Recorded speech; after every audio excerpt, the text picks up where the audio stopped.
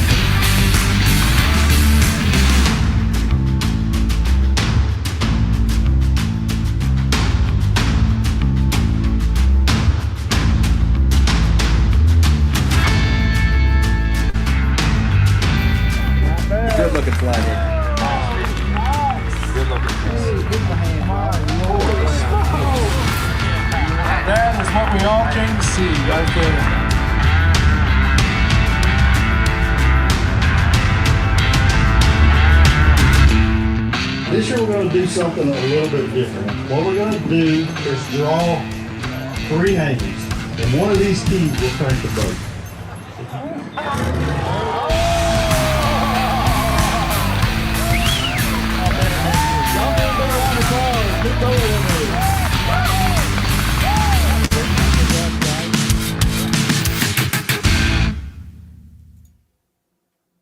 Wow.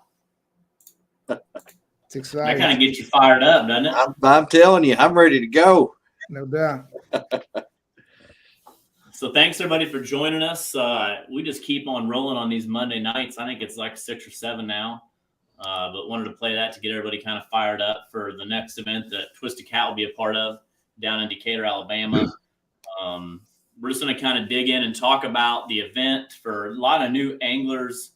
Even at my last tournament in Fort Madison, there was a lot of new anglers from up in Iowa that are coming down to Decatur, really excited about the owners tournament.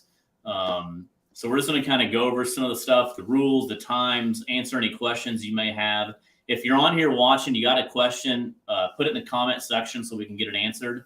And if not, always reach out to us at SeaArk or at Twisted Cat or one of the 3 of us so we can get that answered and have the best event that we can. So we're really excited. So Jason, you've been kind of around the longest. You want to kind of talk about the first owners tournament we ever had and kind of go from there? I tell you what, about 2011 was the first year that SeaArk had their owners tournament.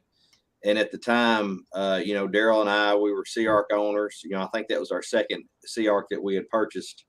And it was at Alton, Illinois. And I tell you what, it's that tournament was great in 2011. Since that time, we had the opportunity to be on the pro staff and have worked the tournament since then. And we've done our very best, the whole SeaArk team and SeaArk family, to make it the best tournament it possibly can be. Really and truly, it's an owner's tournament and it's put on by fishermen for fishermen. So you guys that fish this tournament, your feedback is key. And as we go from year to year, we try to make it the best we possibly can. So, for the ones that are new to the tournament, we're going to try to talk a little bit about it. So it's not the big scary thing that a lot of people think it is. I've told this story a dozen times, but the very first tournament Daryl and I fished, we stayed up at the boat ramp and let everybody launch, and because we were just a little too nervous to put our boats in with the crowd. And so for the people that are new, we know exactly what it feels like. Come to us. We'll talk to the other fishermen SeaArk family is a great family, and we're there. Yeah, everybody wants to win, but also at least at this tournament, we're there to work together and make sure everybody has a good time. Everything goes off safe. So it's been a great tournament. Been in Decatur for the past several years, and one reason is I think Alex, you said it best. You were talking about that body of water is not only a lake, it's a river, right? Yeah, it's a lake, it's a river, plenty of bait there. There's a lot of things that, just like the logistics of the event itself, it's got an awesome ramp. They can hold a lot of trucks and trailers and the pavilion right there. But yeah, it's unique because it's not just a lake. Yeah. And I think a lot of guys and gals enjoy that. So if rivers are your thing, you can run up in the river there north of Decatur, and also if you're a lake person, you get down on the lake.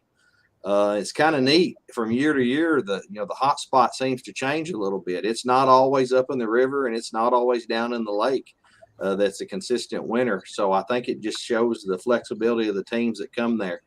Right now I think we're 180, John Ed, 180 boats, 180 teams pre-registered. Yes, sir. We got 180 and 440 anglers going to be out. So it's exciting.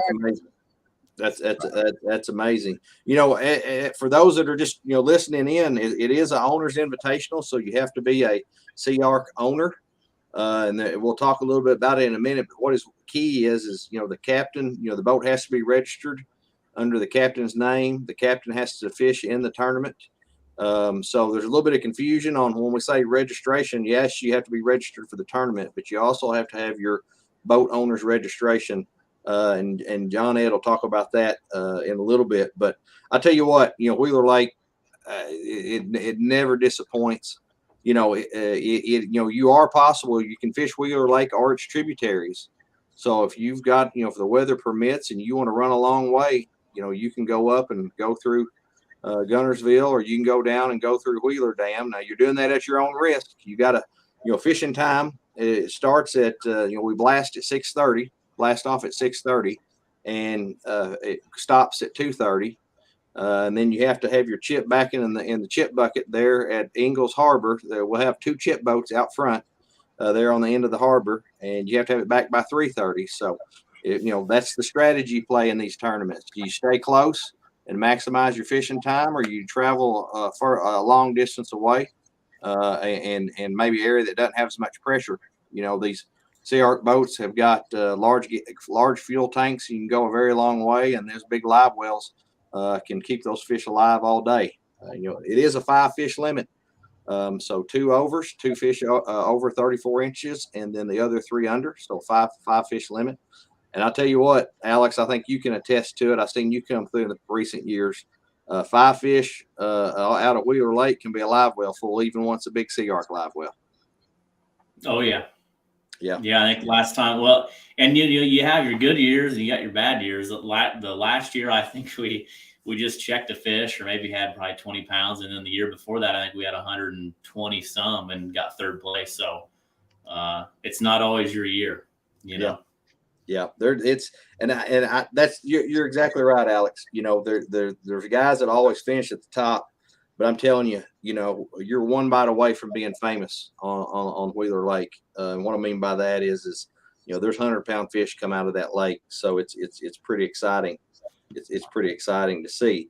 But the big thing is with this owners tournament is everybody, if you weigh a fish in or check a fish, catfish that is, you're in the drawing for a brand new SeaArk. John Ed, tell us about that prize boat. I think we maybe even upgraded once again. SeaArk showing out. Yeah, I'll tell you, we've been kind of talking about the specifics of it, and I think you're going to like. I think you're going to like this boat. We're excited to push out OD green. It's going to be OD green with a couple of black accents thrown in there, which is very popular around the office. Obviously, Alex is grinning a little bit. But yeah, it's going to be nice. It's going to be very nice. We're not going to give a whole lot of specifics on it because we want you all to be surprised when you see it, but you're going to love it. It is a killer boat. I'll tell you right now, you're going to love it. And we want to thank Suzuki for throwing in an engine for us, as always. They're phenomenal, and Marine Master Trailers. So whoever wins this boat, y'all, I'll tell you, you're in for a treat. This thing's going to be nice. We got sea deck. We're going to throw some sea deck on there too, with Castaway Customs going to do it right. So I tell you, it is it's going to be you're going to love it. So make sure you come check it out. As soon as you get there, you'll see it. Yeah, great color scheme. I love the color scheme. Yeah, that's going to be nice. And it's going to have smooth move seats also. So again, that's a cool prize to win. That's something I was always excited like if they're going to draw my name, every year going to that tournament. Now I think I was going to that tournament for 9 years. I remember the first one, like Jason was saying that, you're always scared to put in. You're always, you're new. But SeaArk has always been very welcoming. And like I said, it's a family. So that's going to be fun. And there's not many events you can go to and have a chance of winning a boat for all you got to do is catch a fish. So that's pretty cool. And we'll get more into it in a bit. But when you come to the captain's dinner on Thursday and when you come for registration, find some of our pro staffers. If you have some questions for them, I mean, that's what they're there for. Just talk to them. If you're new to this, just get the edge out. Just get up there, talk. I mean, approach them. Even John Godwin, he'll be there and acting like John Godwin. He'll answer anything you got. You know what I mean? So I think it's going to be a lot of fun. And I think like Jason said, if this is your first time, or if this is one of the bigger tournaments that this is your first time on a big tournament like this, ask questions, and we'll have somebody. We got a lot of people there to help. Yeah, definitely find somebody. Maybe Jason will give you a little bit, maybe where the fish are biting at, but definitely find the pro staff, especially if you have any questions at all. We'll be there to kind of help walk you through it. Yeah. Yep. I tell you the morning of the weigh-in, or sorry, the live well checks that morning. For those that, if you don't want to put in, let us know when you come through the live well check, and we'll pull you to the side. There's always a handful of boats that are like, hey, this is my first time here. I don't want to get in the middle. And can I get my live well check pulled to the side? And that's allowed. Just let us know when we're checking your boat. But let me get into some times and some dates here. Thursday, April the 20th, that's going to be the captain's meeting and registration.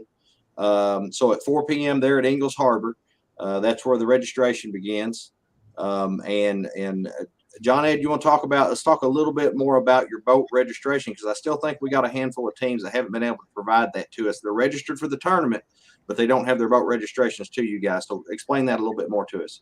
Absolutely. So one thing that we've done a little differently this year, in the past, you emailed, our promotions at marketing.com or at SeaArk.com.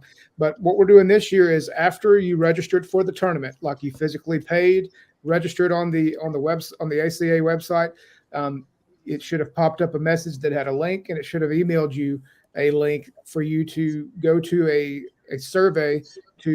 It's a 2-question survey where you put in the captain's name, and also there's a link there where if you do it on your phone like we recommend, you can take a picture of it and attach it to the survey, click submit, and literally it tells us how long it took everybody to fill out.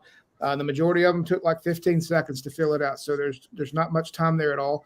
But we asked that everybody has done that, and the majority have. We still have around 25, 27 boats or teams that have not turned in that registration. And don't freak out, everything's fine. There's still time. We just ask that you go ahead and get that done. If you have any questions, send out group text messages to everybody that has not registered theirs, to the captains. So if you did not get a text message today, you're good to go. Also, be checking your email this week. We're going to be sending out information packs to the email address of the captain. And so you'll just keep an eye out for that. That should be coming out Thursday. But again, for that boat registration, I've had a couple text messages here and there and emails. We're asking that you click the link that was texted out as well as emailed out, and follow the 2-question survey. And it takes no time at all. And then you'll be good to go. Just make sure you don't skip that last step, because we've had quite a few that have skipped the step for attaching the photo of their boat registration. And we obviously need that. So Just make sure we get that filled out. And if you have any questions at all, email me at marketing@SeaArk.com. And I'll be glad to help. I'll be going through those tonight and tomorrow. And it is possible for them if they're not registered at all. I know several of us have jobs that are a little bit unpredictable, but if somebody, last minute thinks they can make it to the tournament, can they register the night of that Thursday, the night of April the 20th? Can they register that night? Absolutely. We will have it set up to where we can do that on site. Yes, sir. Very good. Very good. All right. So registration Thursday, April the 20th, 4 p.m. there at the Ingalls Harbor Pavilion. Along with that, they're going to have it's going to be catered with some meals. That's going to be a grab and go meal like we've done the past couple of days. Gosh, it's late in the afternoon. I apologize, guys. The last couple of tournaments, so you can grab you a plate and go. I think it's going to be the what did you say, the Stew Shack that was there last year, barbecue that was very good. Got great comments from the fishermen, said they like that. So get you a plate, get you some barbecue, get registered, get your swag bags with your SeaArk sweatshirts and whatnot that may be in there. Then also too, I think we're going to have some SeaArk clothing and such there for purchase like we've had in the past, right? Correct. And another thing about your swag bags, in the past, we've mailed out the dinner tickets and stuff like that, but everything's going to be in your swag bag. We're also, a lot of y'all that are familiar with this tournament, we give you a page to put on your dash when you park your vehicle. There's going to be 2 cards, about 5x7 cards, that's going to have your boat number on it. And what I would recommend you doing is make sure that you know what your boat number is, because when you come to registration, you're going to, you'll do your thing, register, you'll tell them your boat number and the captain's name. And one thing you might notice, and we hope, we went through, I just hope everybody understands this, and Alex can kind of talk a little bit on this too as well. But like we noticed we got a lot of kids at the tournament, and there's some team names that I would not want said over the loudspeaker. No offense, most of us are adults there, but we just renamed every team to the captain's name.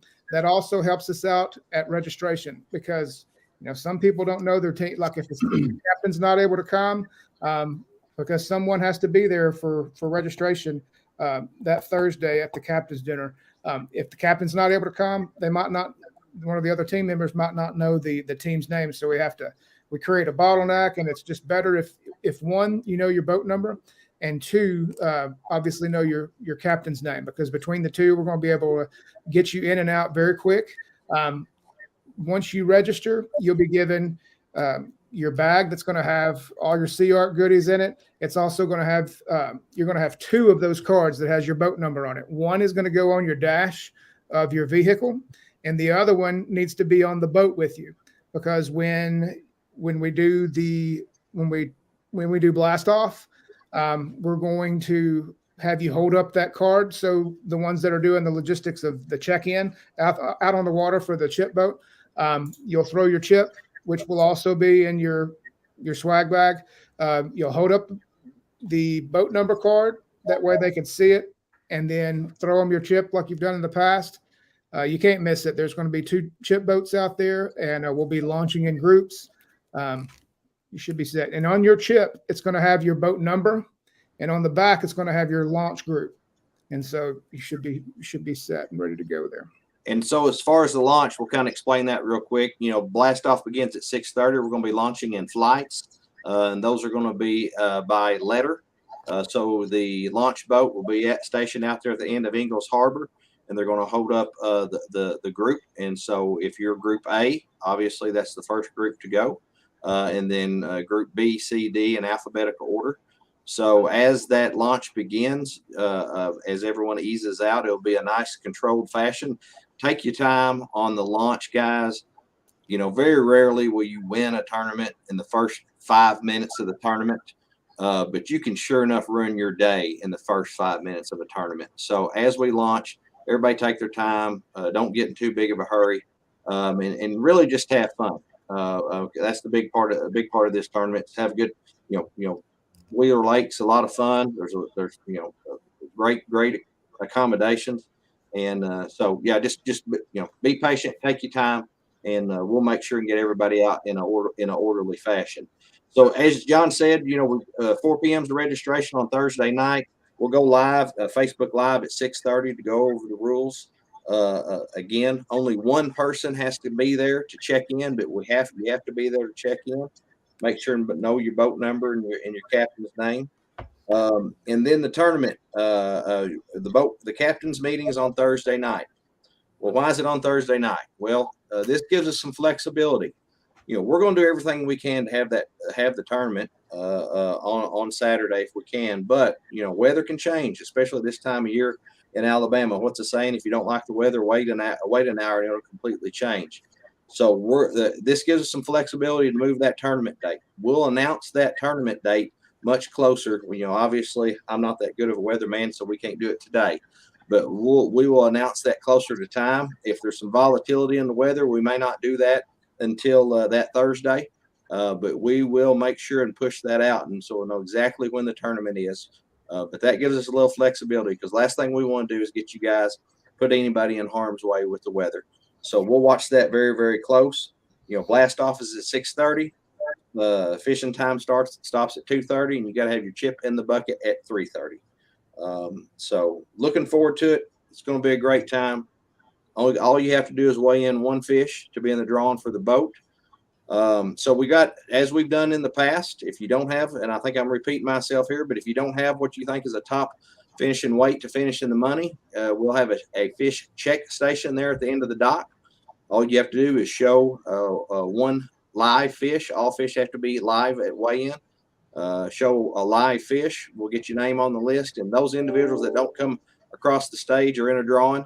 I think for what is it? We're upping that to $1,000 this year. Is that right? Yeah, $1,000. That's awesome. So hey, if me and Alex fishing together, and all we've got is a little 5-pounder, and we know that it takes 100 pounds to be in the money, and if we want to, we can come across the stage. That's no big deal, especially for the kids involved. There's nothing more exciting to see them kids come across the way of those fish in. But if you're like Alex and me, we might just decide to check that fish. You go to at the end of the dock there, check that fish, and then we release it back into the water. So with that, we've got our name in the drawing for the brand new SeaArk boat there at the end of the tournament. So it's pretty exciting. I tell you guys, SeaArk puts in a whole lot of money into this tournament. Yes, there's a registration fee. That's 100% payback. The cost of the boat. This tournament is for you guys as fishermen, SeaArk owners, because what SeaArk wants to do is make this the biggest and best tournament out there, and really show appreciation to the SeaArk family for purchasing the SeaArk boat. Yeah, we're excited, Joe. It's going to be a great tournament. And like I said, there's going to be a lot of folks around on Thursdays. So if you have any questions, if you're new, grab us. We're there to help. Our anglers will be there, and we're going to have y'all some cool SeaArk gear. And there'll be a lot of stuff if you want to check out. We'll have a lot of hats. We'll have some real cool jerseys if y'all want to check those out as well. Twisted Cat's going to be set up as well. So we're excited, Joe. I'm ready to see everybody. Alex, I think they're going to be down. A lot of people use this for a vacation. They'll come down and stay all week. Yeah, like I said, I talked to some anglers at my last tournament in Fort Madison, and actually one just said he can't wait. But I met one tonight. Actually, he said he's leaving Friday. Wow, that's nice. So he'll be down. There'll be a lot of guys, a lot of people going down there, spending a long time down there. So hopefully they dial in on those fish, but we'll see. I seen Amy asked, "Are dogs allowed on boats?" Why, yes. As a dog lover myself, yeah, most definitely dogs are allowed. Just be careful with them when you come through the weigh-in line in the crowd. Make sure you got control of your dog. We don't want no one to dog to get off a leash or whatever. But yeah, there's several boat SeaArk owners bring their dogs through the weigh-in line. Yep, and it's allowed, and they are allowed on the boat. Yeah, we'll be looking for them. We'll have to get some photos to put on our social media for sure. And Aaron asked, "I bought a new SeaArk since I registered. So he actually registered his last SeaArk. Now he's got another new one. How do I get that new boat's information? So probably the best is just marketing at SeaArk.com. Yes. So Aaron, just send that info to marketing@SeaArk.com. And if you have any questions, again, I know we talked this morning a little bit. Give me a call after the show. And then Lindsay said they have their pups every year. That's true. I know where Lindsay will be fishing at. Actually, the first tournament, I think that me and Daryl the first several tournaments that we ever fished had a chocolate lab in the boat with us. So yeah, sometimes pets are good. They're very good luck. I saw a video the other day that Chris Mann had some goats on his boat. Did y'all see that? I had seen that one. No, he was fishing somewhere and he had some goats that was trying to jump in the boat with him. You'll have to check it out. It's hilarious. He knows what I'm talking about.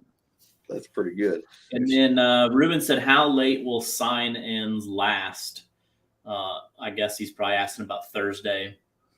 Night. We're going to go on Facebook Live at 6:30. We'd like to try to have that wrapped up around 7 if we can. But we're going to be understanding about it. If someone has some serious trouble coming in, but you got to have somebody definitely by Thursday night. Get with John Ed. But we want to have it wrapped up by 7. But if somebody has, we're going to try to be reasonable. But it needs to be done by Thursday evening, Thursday night. And one real quick thing, y'all, there's just a small handful of teams that this will affect. But if the team captain is not the one that the boat's registered on, you have to make sure that the boat registration, the person who's the boat registration and name is under, is at the tournament. They got to be in the boat, right? Have to be in the boat. Yes. Like I said, there's probably maybe 5 or 6 that we reached out and was talking, but you just got to make sure, because we hate to be that way. We got to keep it consistent. If the person whose name is on the boat registration is not there, you won't be able to compete in the tournament. So just make sure we try to make that extremely clear, and that's the reason that we do the boat registration proof and all that good stuff to keep the tournament consistent. So if you have any questions, let me know. Any other questions there, Alex? Philip Brown, can a smaller boat get into the tournament but not compete, but just weigh 1 fish and to get into the drawing for the boat? So as long as it's a SeaArk boat, and if and the person that it's registered under is in the boat, then yes. SeaArk boat, and it's got to be the person that it's registered under is in the boat fishing out of it. Yes, we've actually seen that. There's a couple of boats, smaller SeaArks, that go out, catch them a small fish or 2, and check it in, and they're in the drawing. Yeah, that's a good question, Phil. And then Jeff said he had in the same position. He just bought that new Dynasty 2.0 from Dry Creek, which I got to sit in that boat last week a little bit while at a rep meeting. So that's a beautiful boat, Jeff. Beautiful boat. Maybe you can take me for a ride. Yep. Next week. So Jeff, on that, just get us that info as soon as you can. And again, marketing@SeaArk.com. Yep. And then, so is Friday a scout day? If we, obviously, if the tournament's not on, if we don't declare the tournament to be on Friday for safety concerns, yes, you can be on the water. You can be on the water. You got to be, if the tournament, for example, is on Friday, you got to be off the water by midnight that Thursday night before that. If the tournament is on Saturday, you have to be off of the water by midnight that Friday night. So you got to be off by midnight the night before. That's always a question that comes up. Midnight the night before the tournament, because you got to come through, do a live well check. We'll get those live well checked and get everybody through and get in the water. So yeah, hopefully that answers that question. A lot of times, in times past, Friday's bait catching day for several people, but we're going to make that determination closer on coming into Thursday, exactly what date we're going to have the tournament. Just don't want to paint anybody into a corner and with some bad weather. So we're going to keep you guys safety at the upmost at the front, and make sure that your best interest and do the best for you. So. Yeah, and again, there's like you were saying earlier, there's a lot of great bait dealers in the area. Reach out on social media, ask some people. So if you can't catch your bait, there's definitely some bait dealers that can help you out on that too. That's what makes this area so cool. Is like you said, it's a river for the river people, a lake for the lake people. Bait is plentiful. There's bait dealers in the area. Lots of places to stay, good food. All in all, it's just a great place to have an event. Any place that has an ice machine there at the boat ramp. I mean, when you've got a bulk ice machine at a boat ramp, I mean, that really raises the bar, because you can't have enough ice when it comes to catfishing. That's awesome. So yeah, if you have any questions, keep asking them. And like I said, if we don't get to them or see them on here, we'll make sure we answer them. And again, the registrations are important. If the three of us, if me, John Ed, and Jason are going to fish this tournament and it's Jason's boat, Jason has to be there. He can't, give me his boat and have me and John Ed fish it. So that's important to make sure you know that. Looks like a lot of dogs are going to be fishing this tournament too. From watching the comments. I like it. That's awesome. Yeah. And then again, and that's important that $1,000. So you could technically go out, fish for a half hour, catch a fish, check it in, then have a chance at $1,000 and a chance to win a boat.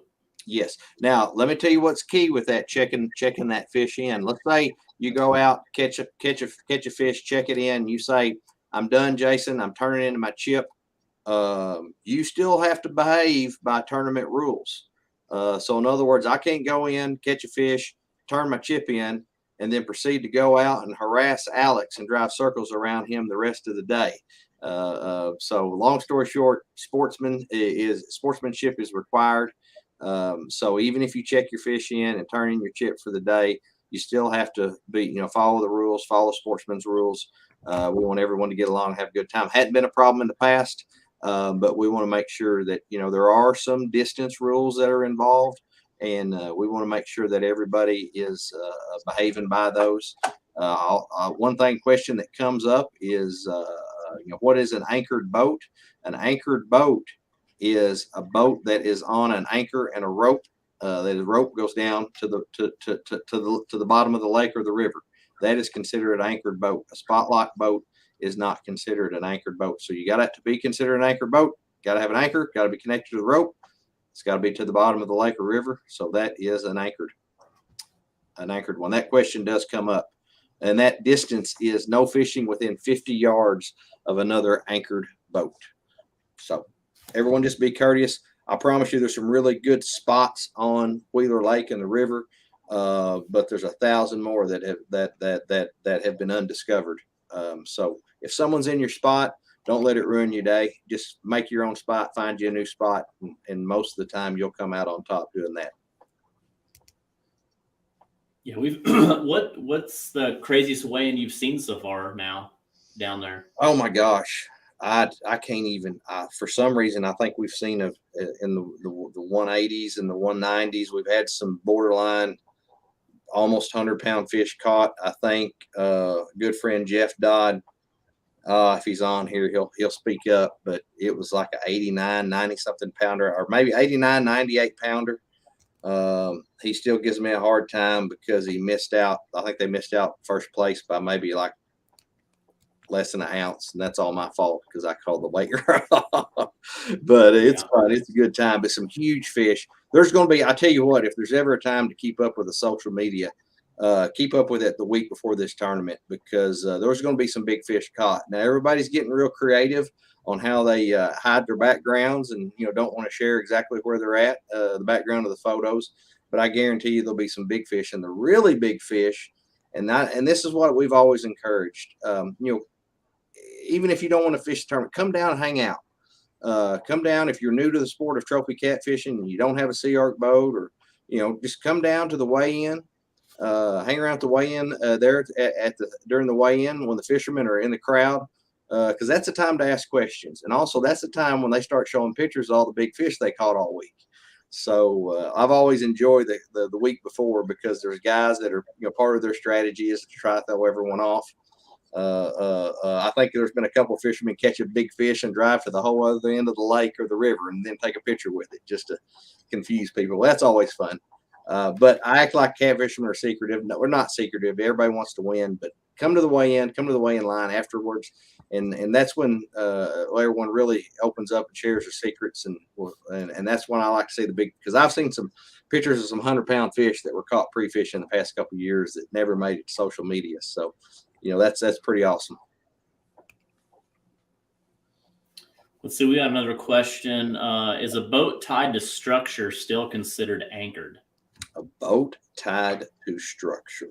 Like maybe if there's a tree coming out of the water and they're tied to that tree. That would be an anchored boat if you're tied to structure. Now, don't tied to a buoy. That is not legal. You cannot tie to a buoy. There are some buoys on that lake and on the river.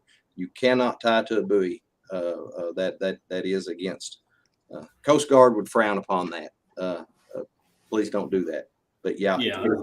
Tied to structure. There's a rope that you can see that would be considered anchored. And then one more time, just to go over that fish limit. There's just been a few other questions about that. Explain, obviously, it's 5 fish, the length, and how important. If you're over, then that can disqualify you. All right. So here we go. 5 fish limit. You can have 5 fish total, but you're only allowed 2 fish over 34 inches. Now, if all your fish are under 34 inches, you can have all 5 fish under 34 inches, but you can only have 2 fish of the 5 over 34 inches. Why is that important? One, I think that's a state law, but 2, it's a tournament rule, 1 fish per person. So, but only 2. So if you have a 3-man team, all you can have are 2 fish over 34 inches. Why is that important? We're going to have a courtesy rule down on the dock to measure your fish over 34 inches. But also when you come through the weigh-in line, we're going to check and we're going to look and see. We're going to make sure your 2 overs, obviously, if they're over, most of the Wheeler Lake catfish are pretty obvious, but your unders, those are key. They have to be under 34 inches. So let me go into this. How are we going to measure the fish? We're going to measure them according to state law, which is the same way that the Game and Fish or DNR down there would measure them. We're going to lay that fish on its stomach, on its belly. We're going to put its nose up against the head of the measuring board, and we are going to pinch and sweep the tail to make that fish as long as it can possibly be. So very clear to that. So you can come up. That courtesy rule is going to be the same as the one that right before the stage, but we will be checking that. You can only bring 5 fish to the stage. And so we will be checking your fish and doing that also, but we will measure those fish. If you have a fish that is over, you will be disqualified if you have more than 2 fish over 34 inches. I don't think we've seen that, but we will be checking that. And then also, a couple of the teams will have the award of getting a polygraph there at the end of the tournament. And then we reserve the right to polygraph any additional people also. So polygraphs keep everybody honest, and make it fun.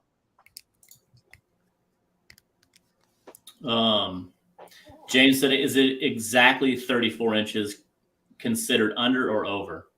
Over 34. That's over 34. So the key word is over 34 inches. That's close. I'm not going to tell people what to and not to do, but we will measure that fish. We're going to pinch that tail. We're going to sweep that tail. And I actually got a picture. There's one you can show. There you go. That's it. That's exactly what we're going to do. We're going to slide that hand to the end of that tail, and we're going to pinch the tail to make it as long as we can. And if it's touching 34, that's not over 34. Me personally, I don't know if I'd take that chance, especially if I thought I had a money winning weight. And then also, that does exclude you for the drawing for the boat if you're disqualified. So that's a huge gamble to take. Yeah. Hopefully everybody catches a 33 and 3/4 inch fish is what everybody catches. Nothing closer than that. But that's it. Then that's the risk that you take. So just be very careful with that, because we will be measuring those fish. Let's see. Nate Moore asked 6 rods. Yes. So 6 rod limit. You can have as many rods as you want in the boat, but you can only fish with 6 rods at one time. Yep. 6 rods at one time, out at one time. And then Benji Brown, does the female angler actually have to catch the fish, or does netting consider the female or veteran or whatever catchable? There's a lot of controversy, joking controversy, is who's catching the fish. Ideally, we'd like for the female to have the rod and reel in their hand at the time that the fish is netted. Is the best way to answer that question. The rod needs to be in that angler's hand at the time that the fish is netted. Let's see. 180 teams so far. Ruben, I've seen your question there. My boat had, talking about live wells, can I bring a portable, bigger live well? Yes. Absolutely. Yes. Yeah. If you have any questions about your live wells at all, because I know several of the SeaArk boats, the guys will have additional live wells that they put in tanks or whatever they may be. It has to have the ability to pump in fresh water, but just get with us as a SeaArk team. And I can promise you, we're here to protect the sport. We're here to protect these trophy blue cats. And I can tell you that, the fresh waters is key for these fish. Keep that water pumping, because, the teams that come to the live well, and when they open the lid and that water's clear, and those fish are a handful and very lively, and have the strongest possibility of, obviously surviving, because all these fish, must be waiting alive, and they're all released. But when someone opens their live well and it's got a lot of trash and debris and murky and dirty, those fish, you can tell a difference. So what's key is keep those pumps running, keep that fresh water flowing, and we'll make sure and get you through the line as quick as we can. Let's see. Okay, answered Benji's question. That was a good question. Also, John, we want to talk about Kevin Keegan with Rock Creek Outdoors is going to auction off. He is boat number 1, which is awesome. And we're going to auction off his boat spot for Marley Wilbanks, and that money is going to go to her. So let's kind of explain how that's going to work. What he wants to do is we're going to auction that boat spot off, and he's just going to switch with the other person. So if boat 47 decides he wants to be boat 1 and he bids and gets that, then boat 47 and Kevin with boat number 1 will flip flop. Yep. Got it. That's good. That's awesome. I'll tell you what, that's the catfish family taking care of the catfish family. That's really awesome to hear. 100%. And my hat's off to Kevin, and we really appreciate that. Kevin will be there set up with his Rock Creek Outdoors. Big shout out to him. Thank you for doing that. That's great. And if you see, I attached the boat list. Anybody can get on there, look at the current boat list. And like John had said, we changed. If you had a team name, we just put your captain name on there. And if you notice, boat 1, 2, and 3, boat number 1 is the Marley Wilbanks auction. Boat 2 and 3 are the cooler raffle winners from last year. They got an automatic spot free entry. After those 3, it's going to be your captain name. So again, we're going to do that at the dinner Thursday night. And then we'll also, like I said, it's always important to stay and pay attention to those rules. That there's no better time to ask if you have any questions about the event, whether it's how we're measuring fish, because we'll have the rulers there, or anything you may have, is the perfect time to come up to one of us. Jason will be going over the rules. That's the best time to ask. So make sure that, think of the questions you might have if we haven't got them answered, or you were scared to ask them. call us after the show, but definitely that night, come and talk to us and say, hey, I didn't want to bring this up, but I got a question about the ruler. Can you show me the ruler you're using and exactly how we're going to measure them? Because I don't want to get disqualified and not have a chance to win that boat. So those are the most important things, is make sure you ask questions, because Saturday afternoon after the tournament, it's too late. You know what I mean? And we don't want to disqualify anyone. We want to make sure everybody has a fun event. Alex, you bring up a good point on that ruler. We'll make sure and have the rule that we're going to be using there at the registration. So if you want to check your ruler, we'll have it there in the pavilion. So we've had several teams through the years come in, bring their ruler in and compare it and check it. I was witness to a tournament years and years ago where a team, their ruler was off from the manufacturer. So there's a lot, there's some really great companies making some great rulers out there. But as Alex said, that's the last thing we want to do is disqualify anyone. We want everybody to have a good time. We want everybody to be in the drawing for the boat. This is, like I said, this is for the SeaArk owners, as appreciation to them for their dedication and being a part of the SeaArk family. So yeah, we'll have that ruler there. And then also, once again, we'll have the courtesy rule out on the dock. So for some teams that are coming to the weigh-in line, once they get their chip in the bucket, I've seen them, they'll check their fish. They'll make sure that, the triple check, so to speak, just in case. And the reason we do that is because we want to make everything fair, but we want to also, give everybody that opportunity to not make a mistake. Yeah, and like like Jason said, and to answer Will and Chris that asked about the opportunity to measure their board on Thursday, absolutely. We'll have the board the ruler we're going to be using, which is from Kevin Parks, and that's the one I just showed you. Actually, I'll get another picture of it up here. It'll be just like this one, if I can put it up there. So it'll be just like this one that Kevin Parks built for us. He also sells, these are certified rulers that he had built from the same lot. So if you want a ruler that matches this, because like Jason said, there's been a lot of times where you got a ruler from this place and it's not right. It's off. And these are certified rulers. These are great rulers from Kevin with the bump board. So he also sells those. You can reach out to Kevin Parks to get one. I'm sure he'll have some at the tournament too. But definitely Thursday, bring your ruler if you want. So many people do. I've seen that. I've brought mine in the past to check it, to the one that you're using, just so my 34 inches, 34 and not over or under, and that'd be terrible after a good day on the water, For sure. Let's see. One thing that we were made aware of here recently, just not too long ago, was if you're still looking for hotels, we've been told that there are some at La Quinta Inn on Beltline, Best Western River City on Front Avenue, and Comfort Inn Decatur on Point Mallard Parkway.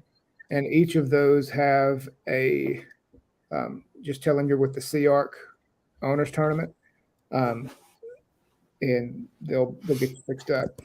Now that information was as of a couple days ago. So just if you're still looking for a place in Decatur, hope that helps. Yeah, the places are filling up fast. So Ivan, hopefully that answers your question there.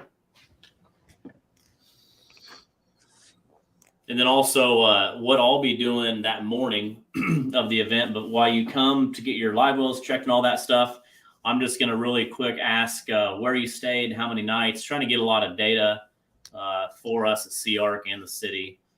We have a lot of traveling anglers. We're just trying to see where everybody came from. It's really exciting to see how many anglers travel across the country to come to this event. Like I said, we're at 180 teams right now, and I'm sure that'll continue to go up. We'll even have some late registers probably during the captain's meeting, but I'm excited. I don't know if we'll hit 200 or not, but that's a lot of boats. Yep. A lot of people are excited, a lot of owners. 440 anglers. Yeah. That many boats and that caliber of fishermen on that body of water, if the fish bite, it'll be phenomenal. It'll absolutely be phenomenal. Speaking of dogs, my Great Dane keeps trying to jump in the frame. Trying to get. So yeah, I think we got a lot covered tonight. Hopefully, we answered everybody's questions. A lot of people are heading down early. I'm a little jealous of them. Yeah.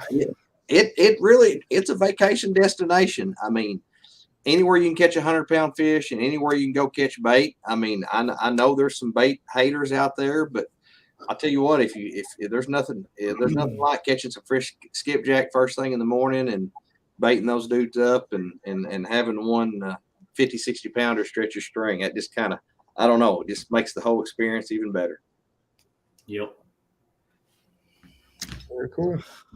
Okay. Well, anything you guys got left to?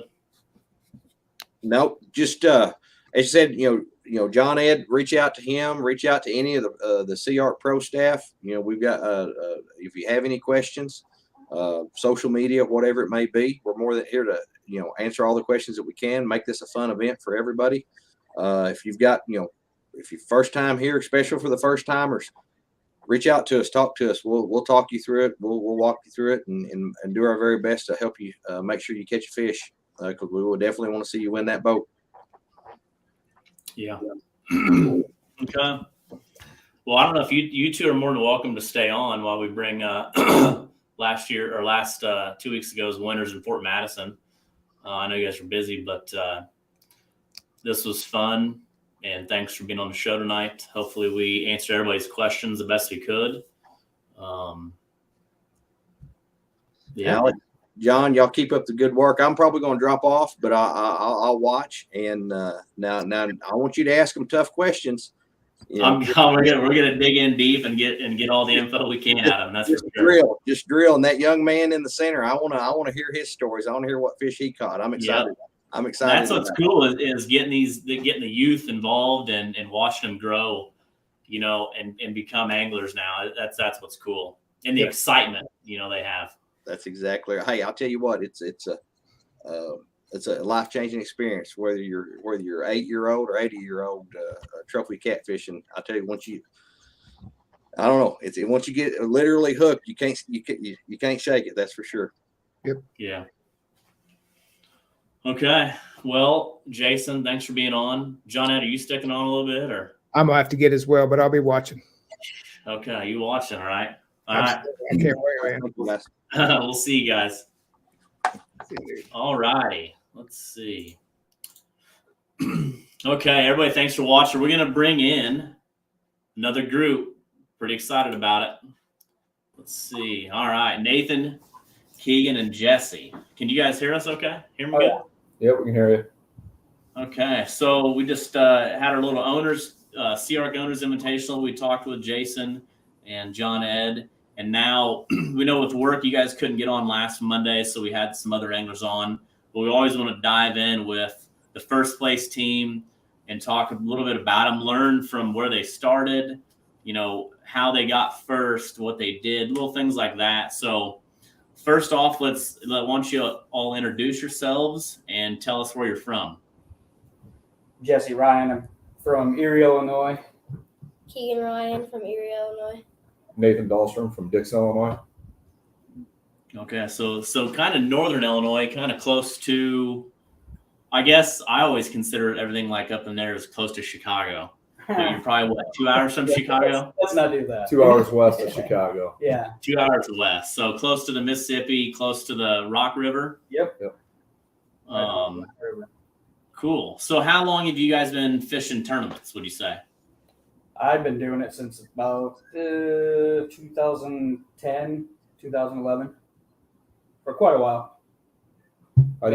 We started on the Rock River and then moved up from there. I just started serious tournament fishing 2020 with our buddy Tyson and Jesse over here. So how you guys like it so far? Keegan, what about you? I don't know. He's been doing it now pretty serious for about 4 years with us. Good. He's our lucky charm, if you can't tell. Yeah, Jesse, I've been fishing against you for a while. I mean, down in MRM and some things like that. So it's crazy, and you've been around long enough to kind of see the changes and the growth of the sport, and it's pretty wild to think, now where it is now compared to where it's came from. You know what I mean? Oh yeah, for sure. It's definitely changed quite a bit from us just, the 20 or 30 of us being out in the water and taking off all at the same time to being organized and having a lot of fun and seeing just the size of fish that get caught now. I know, and anglers are definitely getting better. They're getting more kind of fine tuned on where the fish are, what time of year, depths of water, what fronts can do, and all that stuff. And especially, I've been doing, which Adam brought up, the Battle of Burlington, which I used to call it the Battle of Burlington. But we've never weighed over 50 pounds in a 5-fish limit in that pool, which is pool 19 of the Mississippi River, which is a big pool. I think it's 47 miles long. But I never would have thought. I think the week before I was laughing at the people saying, "Oh, it'll be over 50 pounds." I said, "No way." And then I think we had 3-4 boats over 50 pounds. Yeah. After last year with Calvin's tournament, I said it was going to be 51 is what I figured it would be, just because the way the weather was supposed to be. It wasn't going to be real. I mean, it's going to be windy, but it wasn't going to be, raining. That makes a big difference for those fish down there. When April, it's always going to be windy. We know that. Especially down there. Yeah, always. So what would you say is different, like in pool 19 compared to like where up by you? Because what pool would you consider that the Mississippi by where you guys are at? 13 and 14, somewhere in there is where we're at. But I would say 19's a lot wider and flatter compared to what we're used to up here. It's nowhere near as big. Yeah, it's skinny up here. The water currents and everything like that are pretty much the same, but it's just down there. It's just wide open, which makes it fun for the springtime because you can. There's so much water down there that them fish go up into. It's kind of crazy how many fish are up there in them flats. Yeah, I got to actually go out, I don't know, last week or so with Seth and took my son that's 9 years old, and we just got on a shallow flat, which is, like you said, there's a lot of shallow flats, and just caught him, caught quite a few fish, and that was fun. So I can't imagine, talking to a lot of the anglers during the tournament, that you'd caught 20, 25, and 30 pound or 30 fish a day, which during a tournament, that's incredible. That's a lot of work. It's one thing if you catch 5 or 6 fish, you don't have to really go through many of them. But when you start catching 20, 30 fish, you got to really start dialing in, especially the ounces, because literally every single ounce or hundredth of an ounce counts in a tournament like that, as you've seen, between like 3rd and 4th or 5th and 6th place. Yeah, that's actually one thing that's nice. The way we actually do it is I pretty much take care of getting the fish off the hook and baiting the hooks and everything like that, and they take care of everything else. I mean, it actually helps having the extra person with you. With Keegan in there, he casts the pole out and everything. I mean, we weigh our fish as we go. A lot of people don't, but if you don't, the other day, I couldn't imagine trying to go through 20 fish that were all that close. I mean, I don't know how many. I bet you there was probably 5 or 6 9-pounders that we culled within ounces of each other. Do you think some of those channel cats will lose weight? Like once they get in, maybe they puke up some stuff? We had a little bit do that, but we took our time coming back because the way the waves were and everything like that. And we gave ourselves plenty of time, but yes, they definitely will. But honestly, most of the fish we caught, they didn't.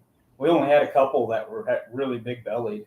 Most of them were long. You could tell they were here in another month. They're going to be really big fish.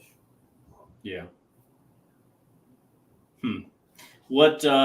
Hey, Keegan, let's chat with you for a second. What grade are you in? 6th. 6th grade. So after that tournament, did you go to school and tell everybody that you got first place? No. No. You didn't take the plaque with you to school? They are. Why? You gotta be proud of that. You didn't take a check with you to school, did you? No, he actually handed the money to his grandma to put in the bank. Oh, that's good. That's good.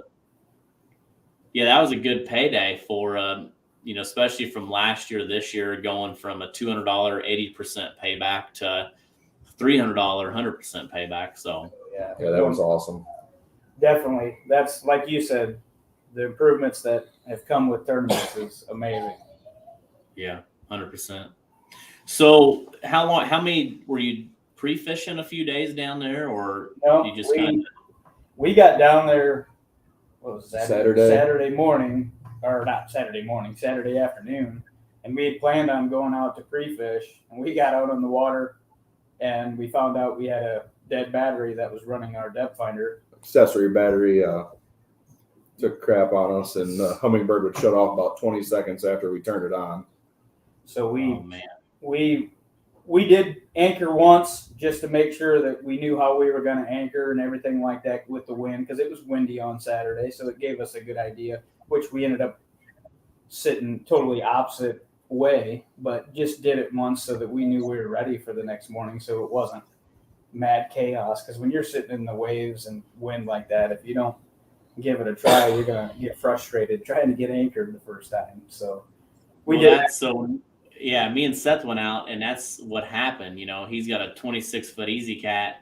It was windy. We went out. We didn't have any like power poles or any. We just had one anchor, and then the boat's spinning in circles, and it can really mess with you. And that was my other question is, you take Pool 19. It's such a big body of water. It's really wide.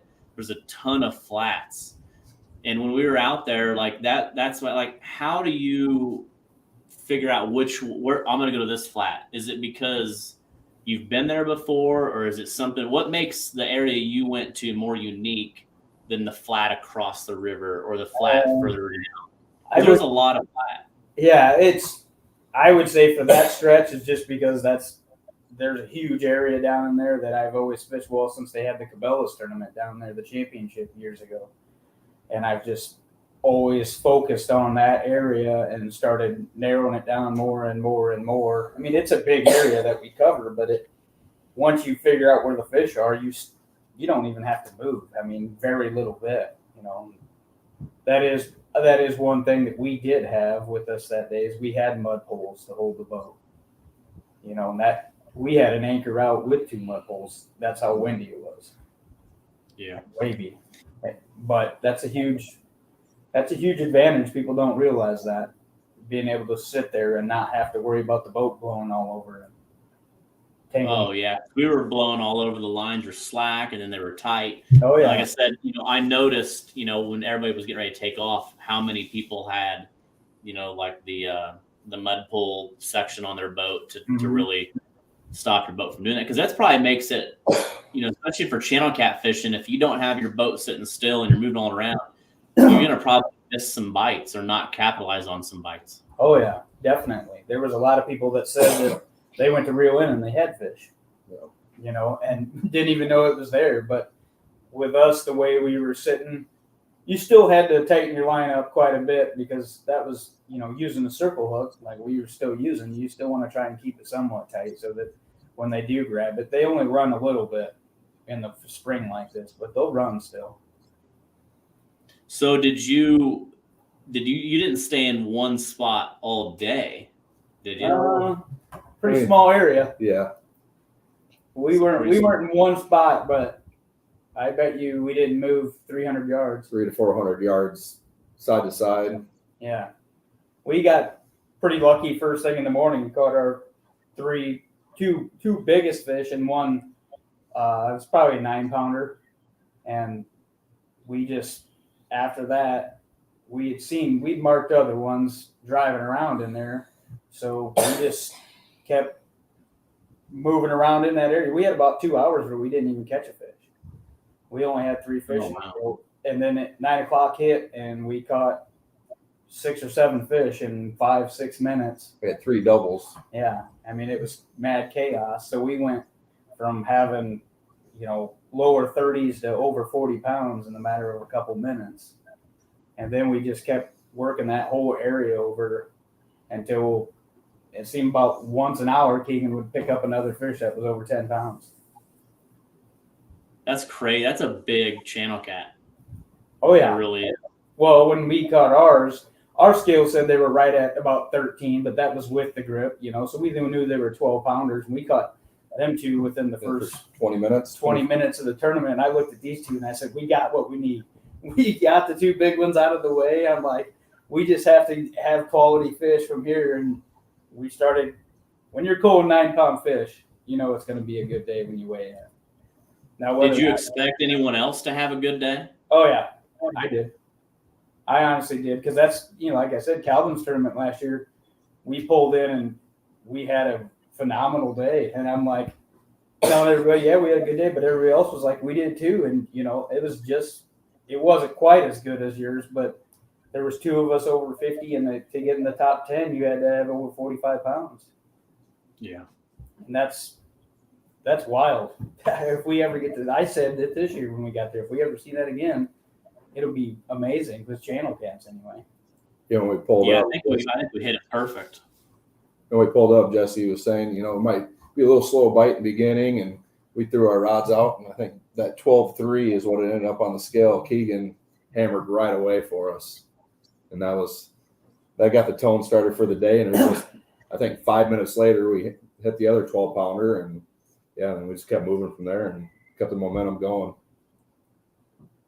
So tell me about the rig. I mean, is it a certain three-way where you want a 18-inch leader, or do you have a float on it? Because obviously you're anchored. Yeah. Like what's your rig look like? Go over that. Just a Carolina rig with short leaders, actually, because we're fishing shallow water, you know, less than 4 foot of water. I like keeping it towards the bottom when we're fishing shallow like that. I don't try to put in on any floats or anything like that. I'm not saying that they wouldn't work. Actually, last year Nate caught fish off a float in that same exact water. So We're running 3-ounce bank sinkers and 8 to 10-inch leaders, the 4-out circle hook.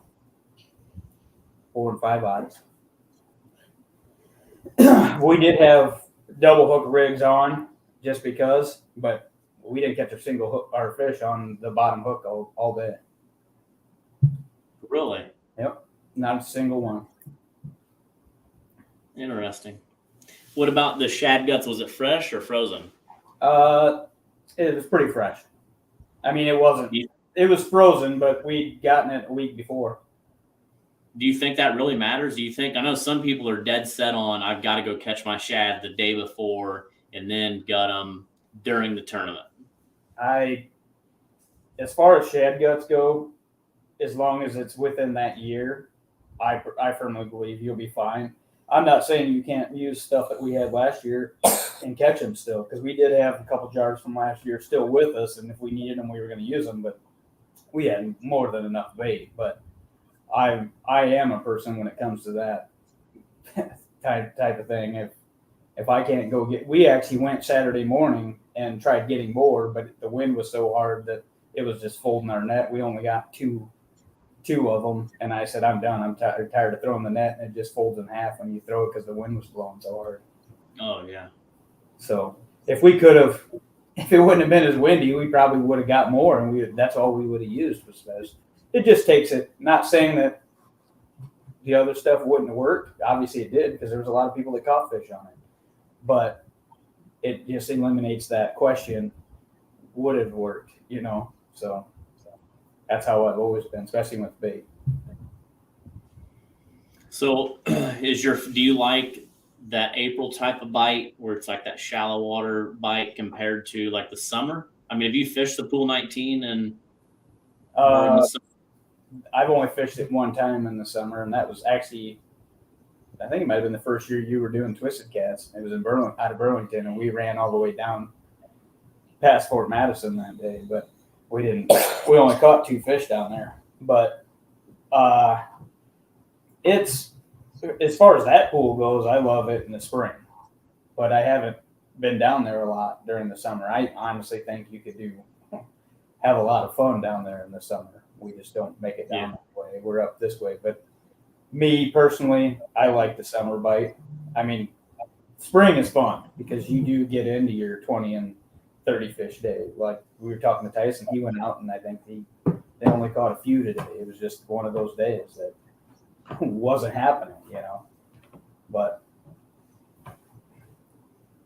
Yeah, see, Tyson said it was the Miley Cyrus on the radio. yeah. Yeah, At the end of the day, we That may might have been me. having a little fun. So About 10 minutes before pickup, Miley Cyrus came on and we were having a dance party in the boat before we headed back. So Oh, I bet. I can actually see people Tyson. were looking at us like we were crazy, but Oh, I bet. He's like, who are these two guys? Well, just when you, like I said, last year we had 51 pounds in Calvin's tournament, and I knew we had better than that. And it's like, if somebody beats us, then good for them, because I just had the best day I've ever had, and I know I'm weighing over 50 pounds in channel cats. If somebody beats us, they beat you, you know, when you got that in the boat.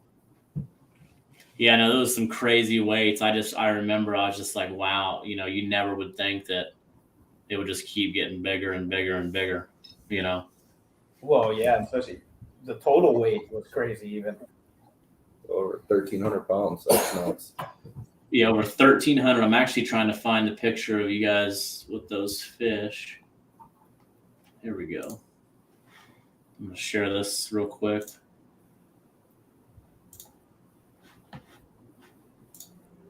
So look at that. Oh, yeah. Yeah, thanks. 54.21. That's a smile right there. Yes, it was. It was on most of the day. Yes, it was. Yeah, so I mean, just looking at that, if you know anything about channel cats, I mean, those are nice. Those are giants. I mean, this is the Mississippi River, and to have 54.21 in your best five, that's incredible. I mean, this isn't the Red River, but that's an awesome, and reeling in a fit. Those are pound for pound. Those are fighting machines. Oh yeah, yeah. The one gave us. It was coming in like it was actually the first one. First fish, because we didn't have the net out yet. I'm telling him to get the net out, and he's bringing it in, and it wasn't even. I'm like, is it that big? And he's like, no, it's not that. And it got to the boat, and then it decided it was big and took off the other way. I'm like, and it come up out of the water, and I'm like, holy moly! I'm like, look at the size of that thing. That's a good way to start right there. 12, almost 13-pound fish. I'll scramble. What's the biggest channel cats you guys have caught? Well, for the Mississippi, mine's like 14 something. But we go up north to Madison, and a fish over 20 pounds up there at Lake Mendota isn't that rare, actually. You can catch a lot of those up there if you hit it at the right time. Yeah. So I know you have, Jesse. What about Keegan or Nathan? Have you ever caught a blue cat? I have not. Yeah. His biggest is 68. Oh, wow. That's a big one. Yeah. We were down there the one day with Jason from St. Louis catfishing, and he invited us down just to go fishing with him one day, and we went fishing, and we got a video of it and everything. I mean, it was awesome. I was more freaked out than he was. He was just tired from trying to get it in the boat, but it was crazy is where he caught his 68. My biggest is 58, and it was within probably half a mile from each other down there in Alton. Yeah. So Nathan, what are you gonna go after a blue? I don't know. Hopefully soon. I just told Jesse and Tyson the other day that's something I want to do this summer for sure. Yeah. So, and I'm sure Pool 20 has blues, and they're real migratory. Obviously, they're starting to come up now with the water coming up, and this time in April you'll start to see them. But you can catch them. It gets better and better, but it's the Jack and Jill we have. I mean, we've had some really big weights. One year it was the biggest weight the whole year. I think our big fish was like 75, and I think, man, it was like 120 or something in first. I mean, it was crazy, and that's just in Pool 20. So I mean, you're really not that far. You don't. I mean, obviously St. Louis, I always kind of consider the mecca for blue cats, but you can come down in Pool 20 and you can bump and anchor and catch some good fish. So I'm really excited for it to get fired up down here. Oh yeah. Well, We were working down there we fished down there quite a bit. Actually, that's when me and Tyson started fishing tournaments and everything together. And I'd leave my boat down there and we'd go out at night. And that's kind of the area that got us hooked on blue cats. You know, it was that year we ended up going to Memphis and everything. So Yeah. you can learn really, really quick from that pool right there. Because if you can catch them out of that pool, you can probably catch them farther south. Yeah. Oh yeah. No, that's for sure. Yeah, Nathan, you gotta, once you hook into a good blue, I don't know. That's how I got hooked. I mean, I was a pleasure boater at heart, and got to go out with my buddy in pool 20 one night, and we caught 50 and some in the teens, and that was it. Sold my pleasure boat and got a SeaArk, and I was all in. Right. Traveling and getting crazy, and never thought if somebody would have said I'd be running a tournament, I'd have laughed at them, but that's just how things go, you know? Absolutely. Yeah. We've caught some flatheads, but yeah, definitely this summer. I told Tice the other day that I definitely want to go down to St. Louis area and do some bumping. So, yeah. So speaking of the flatheads, you know, we've got another event. You guys are kind of lucky this year. You got Fort Madison, not that it's in your backyard, but it's close. You got Muscatine and Pekin. Yep. So Muscatine, I had a tournament one year in Davenport. Yep. But Muscatine, I hear a lot about flatheads. So we're going there in August, first weekend of August. Yep. What's your thoughts of that, like fishing wise, weight wise? You think it'll take a good amount of weight? Do you think it'll be a lot of flatheads? You'll probably see a lot of flatheads, if I was to guess. You're going to see 2 or 3 probably with flatheads. You know, your top boats will probably be up there with one, but you'll still be, I bet you, all the guys will probably have channel cats with them, you know, I would think, unless they just try and target. But even when you're targeting. What do you think a good weight would be up there? I would guess above, with 5 fish, I'm going to say 80, you know, 80 to 100 even, maybe possibility at that time of the year, just because those flatheads are going to be eaten. Yeah. But yeah, I've seen some pictures of the flatheads that some people catch in the summer, and like in the late summer, there's some giants up there. Oh, so yeah. I don't know if they're really targeting them, or there's a lot. I know a lot of people have always talked like there's so many flatheads up here that they'll even go to that pool up by Muscatine just to fish for flatheads. Which I can't. If I catch a flathead, it's pure luck. Well, I'm not good at yeah, exactly. And the other thing is with flatheads, if we had bad weather, that can change everything. You know, I haven't seen too many big ones caught in real nasty weather when somebody's trying to fish for just targeting them. You know, you might get one, but that's why I guarantee you, we come down, we'll target both. Just because, I mean, just to be able to get towards the front, you're gonna have to have a flathead, I would guess. But you never know. With the water's coming up, you know, it's up quite a bit up here right now compared to what it has been the last couple of years. I know. I was just actually, because I live on pool 20, and we were talking this morning about we've got a lot of water right now. I don't know if the snow melt's happening. Down here, we always hear about what the snow melt's going to do. So I don't know if you guys see that or not, or if the snow melt's happening yet. What are your thoughts on the spring? We're going to have a lot of water. Yeah. Up here, we've gotten some really good rains. Yeah. So the Rock River's out of its banks right now, even. Oh, wow. A lot different than last year, because last year I like low water, but not that low. No, that's scary low. When you got to watch where you're running down the channel, that's not good. Yeah. So yeah, I'm excited about Muscatine and Pekin. You know what I mean? So technically on the Twisted Cat Trail now, it's always been kind of like a channel cat one event, and then we just kind of go south. And now we've been able to go on the Illinois River for one, obviously Pool 19 and Fort Madison, and then Muscatine. So it's really we're spreading out, even going to Tulsa, Oklahoma, and then obviously the championship in Lake Ouachita, which I don't think you were here, but Nathan was maybe listening to Jason Masingale talk, and hearing him talk about Lake Ouachita makes me want to head down there tomorrow. Yeah, I'm excited about that too. yeah. Nate was telling me, so that'll be interesting to see then. So that's the thing we've been talking about. We got 2 more around here. If we're doing decent at it, well, I was planning on packing the bags for a couple of days. Yeah, and that's so that brings up a good point about the points where we're taking your best 4 events. So there's 9 tournaments. We're going to take your best 4 finishes. Right. So last year we did the best 5 out of 7.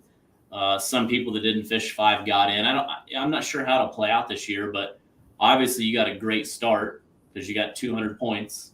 Yeah. If you do well in Muscatine and if you fish Pekin, that's going to be really good. I mean, as long as you weigh fish, you're going to have a first place finish in 1, maybe another first place and a top 5. And then then you'll have an invite to a free invitational tournament for $35,000. So you just kind of got to see how things play out. Yeah. Yep. We'll definitely be we're planning on being at both of those tournaments for sure. And then if we do get at them, we'll probably try and head south to that last one that's down south. Where is that last one? It's not New Madrid. New Madrid. Yeah. I've always wanted to That's fish a good one. Yeah. It seems like it's a lot of good fish caught too. A lot of good fish caught. And, we always try to make each event kind of its own event. It's a trail, but, Muscatine, they really want to kind of have that New Madrid feel and really get the city involved and have a cool weigh-in with vendors and stuff like that. So have you guys been to downtown Muscatine and seen their riverfront? Oh yeah. Yep. It's beautiful down there. And I was there a few weeks ago and, what they vision is cool. So hopefully we can turn that into an upper Mississippi River, New Madrid, Missouri type feel event. That'll be pretty impressive. I'm excited about that. Yeah. Yeah, Cliff said New Madrid is sweet. Yeah, New Madrid, it's been going on for a long time, and it is what it is now. For just so many years of going there and making the event fun. So it's definitely beyond just the fishing. You know what I mean? Just like the Calcutta and the stuff we did, that's its own event. It's fun with the Fort Madison tournament because you guys actually won 20% off of that too. Yeah. And Cliff won the Yeah. and I think that was over $3,000 in the Calcutta. So I mean that's good money just for going and eating tenderloins and having some fun with the Eagles. And thanks to the Eagles for letting us do that. Yeah. That was fun. Then you get to meet a lot of other people from across the country that's fishing these events and become friends with them. And also get to meet up with guys we haven't got to see all winter. You know what I mean? Yeah. A lot of us know each other, but we don't see each other until the tournaments start rolling around. So yeah. So what do you guys got planned coming up? You got some events that you're putting on or helping at or plan on fishing? Well, he's actually Nate's hosting a Legends of the Rock Memorial Catfish Tournament for retired Rock Falls Fire Chief who passed away from cancer, and then Bob Ansbach, who lived on the Rock River, actually right next door to me growing up. So this will be our 3rd year, averaging around about 50 boats for the tournament, live bands, everything. Then all the money raised, we give back to the community. So it's a good time, a good event. That's awesome. And what's that date? If you have a flyer for that, share it with me, and then I'll get that posted. Yeah, June 3rd, Moonlight Bay Marina in Sterling, Illinois. Okay. Other than that, we're there's not much. There's a couple local smaller tournaments. R&R has their tournament that we typically fish, Rock Creek tournament, which actually I'm sure you've heard about the Rock Creek tournament. It's for just a little campground having a tournament. They have over 70 boats every year. I mean, it's fun. I've been wanting to go, but I think it's on a weird date. Do you remember the date of that? Well, I think you have a tournament. You might even have a tournament typically for this year, because it's in August is when they always do that. So that'll be interesting to see when that is. But other than that, it'll be later summer before we get real serious again. Got a lot of baseball going for this one right here. So Oh yeah. baseball and Tyson's boys racing. So, but later in the summer, that's when it'll really pick up for us.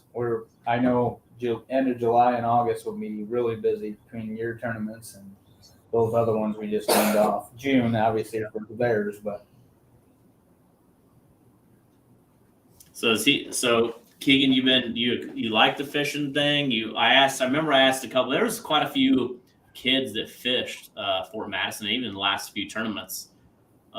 Some of them I always ask, do you like getting up early? Because that's an early event.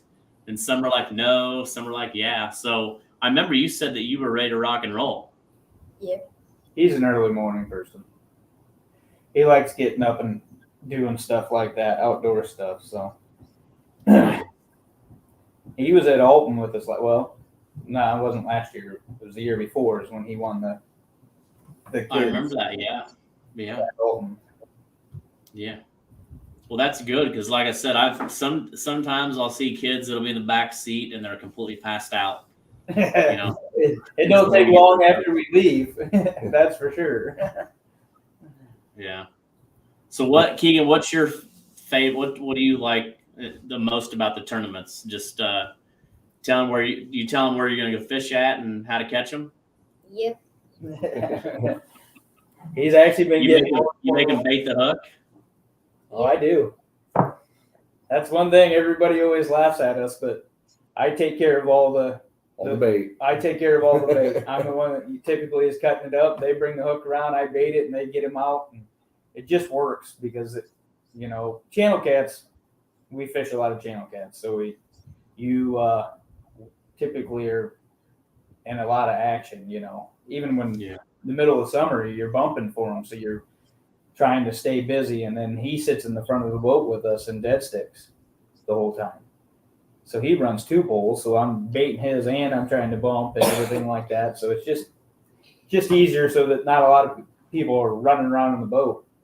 So yeah, and it's definitely a team sport, and when you have that down, you look at a lot of the teams that are really good. It's the same team, always together, and that's where you're baiting the hook and somebody's casting or however that is. They just got that down to a science, and they continue to do well together. So right, that's you always make sure Dad's doing the bait. Absolutely, thanks, Dad. Then you keep your hands clean. Then you can eat the sandwich. Yeah. Don't have to smell like shad. He ate a lot of sandwiches the other day too. But you didn't use any stink bait, did you? No. He was going to tell everybody that, but it was definitely shad guts last weekend, 100%. Yeah, I know some teams I asked, they said that they did use just like fresh shad sides and stuff like that. So, I mean, sometimes, they can't believe everybody, but, I think shad guts for the most part was a majority, I think, for sure. Yeah, like I said, I tried Cliff. I tried cutting up. We had one big fresh one that I tried cutting up and putting it on, and it was on. Yeah, no kidding. Yeah, but it was. I probably had it on for 15 minutes, and I took it back off because the pole just never moved with it. And I'm like, nope. I put shad guts on it, and I caught a fish. So why do you think it is? Why, when the colder months is this? You always hear like blue cats. If you're gonna go fish the Missouri in the winter when it's cold, you got to use shad, not skipjack. Or if you're gonna fish channel cat, it's got to be shad guts. Like, what do you think? Is that just what people get in their heads, or is it that true? I don't know. It's just something. It's probably more. It's worked. Yeah, if it's worked before, people just keep using it. As far as the shad go, I would be willing to bet most fish key on those in the early spring just because it's abundance. They're more easy to get, I would think, for the bigger fish. You know what I mean? There's tons of shad everywhere in the spring. And I think that's just what they eat on more than anything. I don't even know I don't know what moon I even do during the winter. That's a good question. I'd love to know, but yeah, they're tough. I love catching mooneye in my pool, like on crickets in the summer. That's fun. Yeah, that's one thing we haven't done that yet. I know a lot of people tell me that all the time. You know, you got to try it. You got to try it. I'm like, well, I just go and get it with the net, and we're good to go. So usually in my area, it's pretty tough to get. You'll catch a lot of bigger ones, but they're tough to net. You might catch one or two in a net, but if you can, use crickets, you can really get into them, and that's fun. yeah, it's like once you throw the net in the area, they're gone. Yeah. Well, you guys have a lot of them up there. Oh yeah. Where at exactly? I'm just curious. What? Where at exactly? I said, where at exactly? Right over there in the water. Oh, I hear that so many times. No, it's the same places you get them down there. But you still have to work for them. You know, we go out to get bait and we'll throw the net. It ain't nothing to throw it 100 times. Yeah. There's Tyson. Easy. I'm picturing Tyson right now singing "Party in the USA," Miley Cyrus. Oh yeah, he is. With finger he pistols. is. So let me ask you, what's your bucket list place to fish? If you could only fish one time this year, where would you go? I want to go for the red, for the big channels. Like all the way up in Canada? Yeah, where you're catching 100 of them in a day, and they're all over 15 pounds. Where's the? Although Wheeler sounds pretty tempting too. I've yet to be down there. Oh, you've not went to Wheeler? Yeah, Nope. I love Wheeler because the Wheeler's kind of like Mississippi, where you just never know. I mean, you could catch a world record. After catching that 58 down in Olton, the way he about ripped me out of the boat, I don't know if there'll be anything that'll ever top that. I mean, that fish was mean. Yeah. Dragging 100, 200 foot of line out of your pole in the matter of 30 seconds, and there ain't nothing you can do about it. No, that's addicting. What about you, Nathan? Where's your bucket list? Hopefully at your championship. There you go. That's on my bucket list. I'm going to try to get there soon just to, put my eyes on it. Check that out. Keegan, what about you? St. Louis. St. Louis. St. Louis. I figured you're probably addicted to that. Oh, yeah, he loves it down there. Whether it's bumping or dead sticking. We went that last Alton, my dad actually came down with us for 3 days and fished with us, and he'd never caught a blue cat either. So it was a good time. We went down there just to have fun, and we caught a lot of fish in that one day.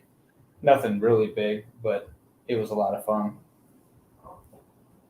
Yeah, so Cliff says literally about ripped him out of the boat. Like, I thought Jesse was going to go water skiing. Yeah, he ain't lying. I turned the boat around and had a trolling motor on 10, and it was still dragging line.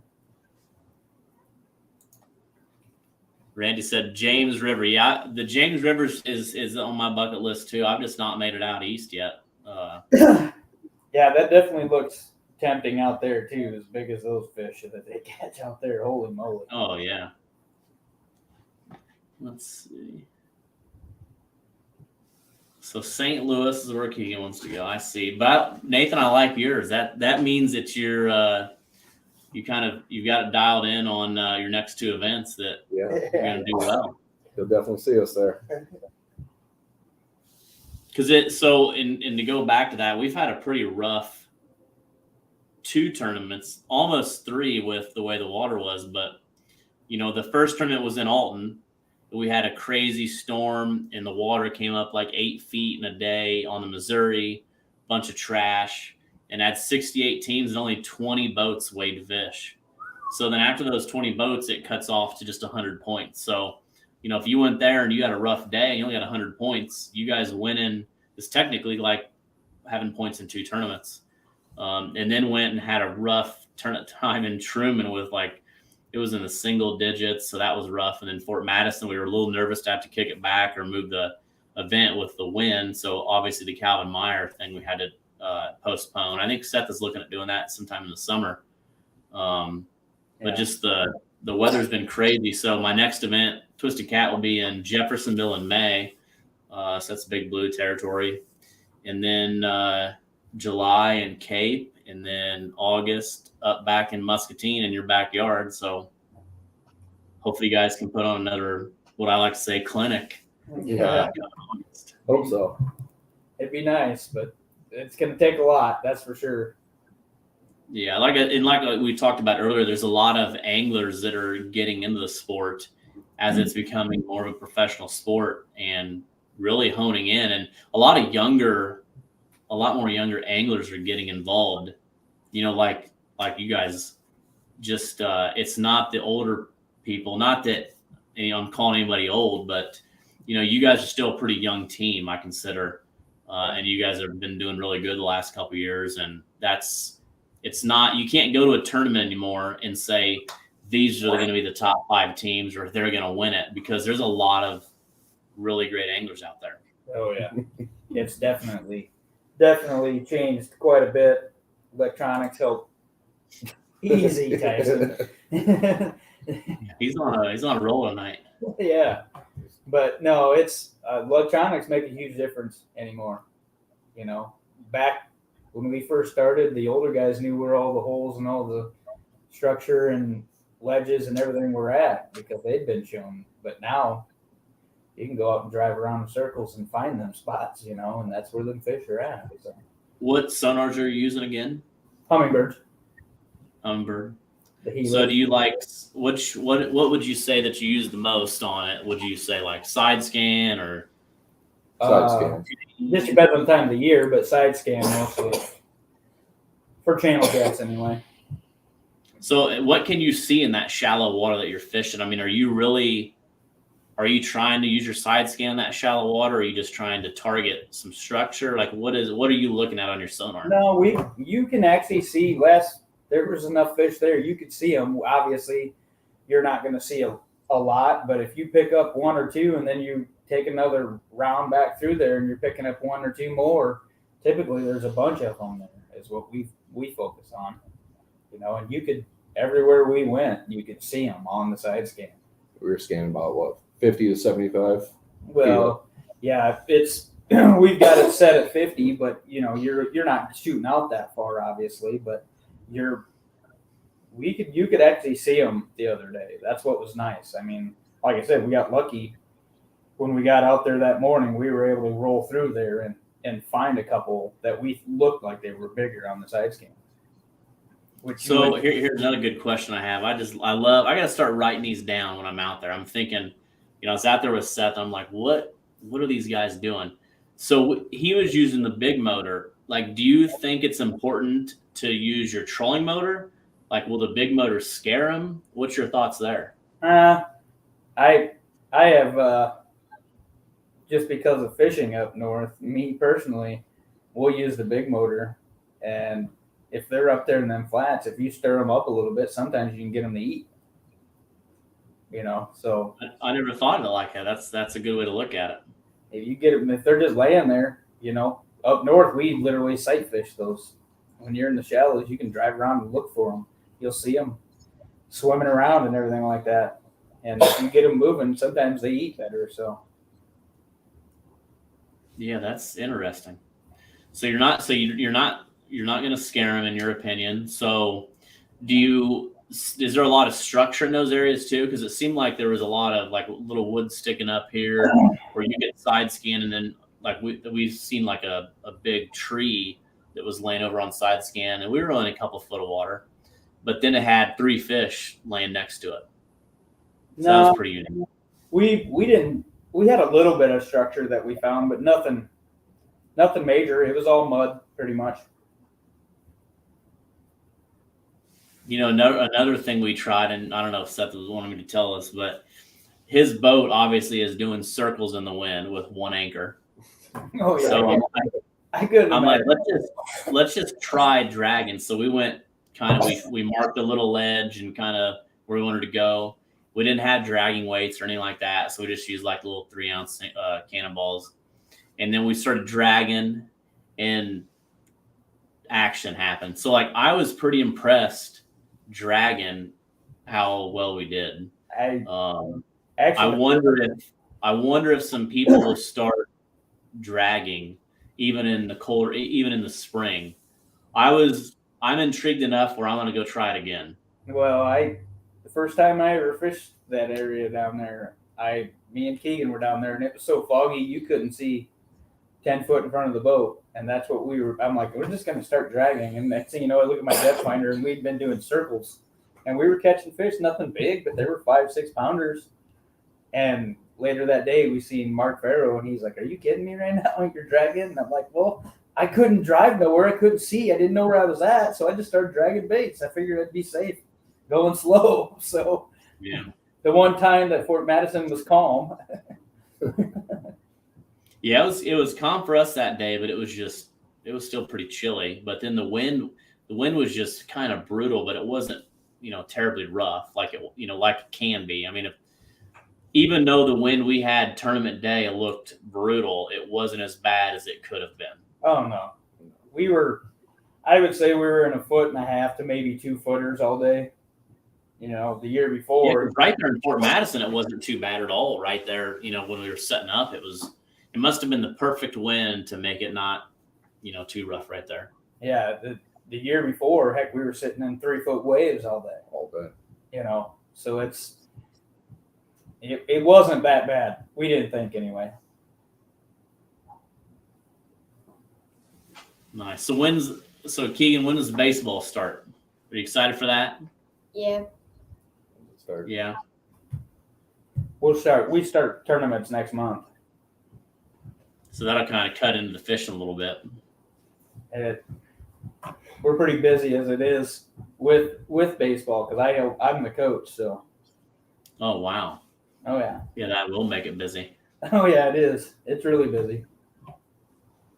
So Nathan, what do you think since you've been doing this since 2020? Are you getting like more excited each time you fish these events? What's your thoughts? Yeah, I mean, my first tournament, I was really excited, but now that we got a win, now I'm going to be chasing it. So it's fun every time. I mean, especially with these guys in the boat, with Jesse and Tyson. Last 3 years, they've taught me a lot. And even though this was my first tournament win, just being in the boat with Keegan and Jesse, and seeing those two interact, and then watching them win the tournament together, that kind of fueled me a little bit more, and that was pretty awesome.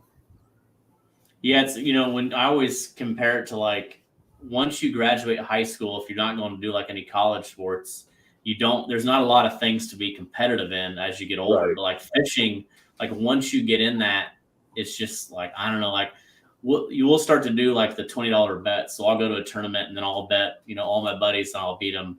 And if I beat them, they got to sign a $20 bill, and take a picture of it and stuff like that. So, I mean, it's always fun. And, obviously you can't win them all. There's a lot of great anglers, and sometimes some people get lucky.